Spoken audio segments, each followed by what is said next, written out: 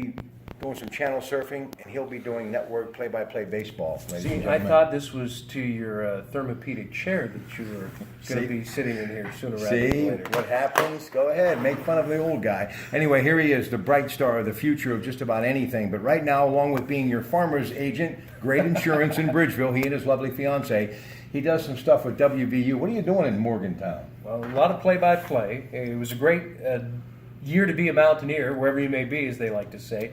Working on the football broadcast, basketball broadcast, baseball, so we got all three, and it's been fun down there, and almost heaven, as John Denver like to say, right? Or if you know Jack Fleming or anybody that knows Jack Fleming, you get the best. He was loved by the Mountaineer fans, and I can understand why. Listen, pirate trades, you and I both are in agreement. It's time to deal Andrew McCutcheon. I think because the value is probably where it's meant to be at its all-time high, and when you're a general manager of a small market team like Neil Huntington is, it's the time, I think, to make that particular move.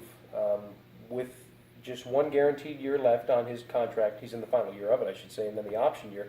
Still a little value there contractually, but of course, age-wise, and where he's at in his career right now, playing at his best, you probably want to pull the trigger if you're Neil Huntington, because you don't know if this is sustainable. You'd like to think so, but clearly 2016, that season has left a lot of folks kind of scratching their heads and asking questions. So now that he's swinging the bat as he has in prior years in his career, you might want to try to capitalize and hit that sell button. I think he will be a much better player if he's not the guy that's carrying the team.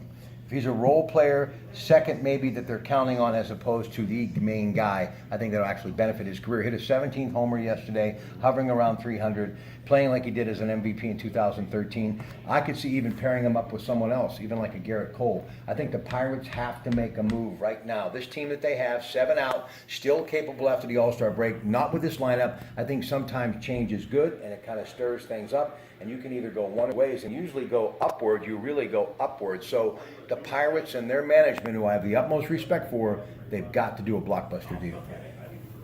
And that has been discussed. Cole as well, maybe being moved. I mean, that certainly is the definition of a blockbuster. And it all depends on what type of team you believe you have. If you put Gung and Marte...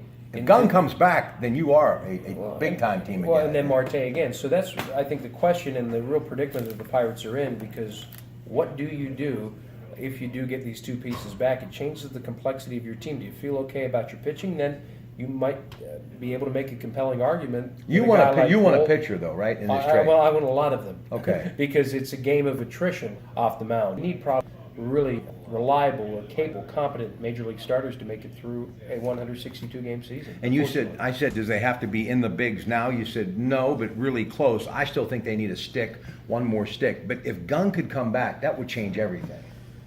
Yeah, and... is that still possible, do you think? I don't think anybody knows that answer. You might have to go to 1600 Pennsylvania Avenue to find out the answer to that question. Bring him back. Bring him back. Also, I want to thank you for all you're doing. Right now he's anchoring for Eric Hagman. So you were a really busy guy, but you love being down in Morgantown, don't you? I certainly do, and it's to be here with you as well, and your Craftmatic bed. There you go. How about them ears? No, mountain ears, that is. Thank you. Here you go. All right, folks. Have a great rest of your night, smart Alec.